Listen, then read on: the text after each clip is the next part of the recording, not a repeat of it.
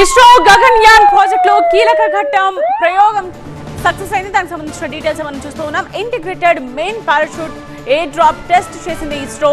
మధ్యప్రదేశ్ లోని ష్యోపూర్ లోని testing centre లో దీన్ని ప్రయత్నించింది ఇస్రో. ఇప్పటికే ఐమాట్ టెస్ట్ ని 4 సార్లు ట్రయల్ చేసింది ఇస్రో. సముద్ర మట్టం నుండి 2.5 కిలోమీటర్ల ఎత్తు నుండి జరిగిన ఎయిర్ డ్రాప్ టెస్ట్ ఇది. వచ్చే ఏడాది ఇస్రో గగన్యాన్ ను ప్రయోగించబోతోంది. భారత అంతరిక్ష పరిశోధన సంస్థ మన వ్యోమగాముల్ని అంతరిక్షంలోకి పంపడం గగన్యాన్ లక్ష్యం. స్పేస్ లో పరిశోధన ముగిసిన తరువాత వ్యోమగాములు తిరిగి భూమిని చేరుకుంటారు. ఆ సమయంలో వాళ్లను సురక్షితంగా తీసుకొచ్చే క్రూ మాడ్యూల్ క్యాప్సూల్ సముద్రంలో పడుతుంది. అంతకంటే ముందు పారాషూట్ల ద్వారా వ్యోమగాములు భూమిని చేరాల్సి ఉంటుంది. ఆ ప్రక్రియనే ఇస్రో మధ్యప్రదేశ్లోని ష్యోపూర్లో 5వ సారి ప్రయత్నించి విజయవంతమైంది.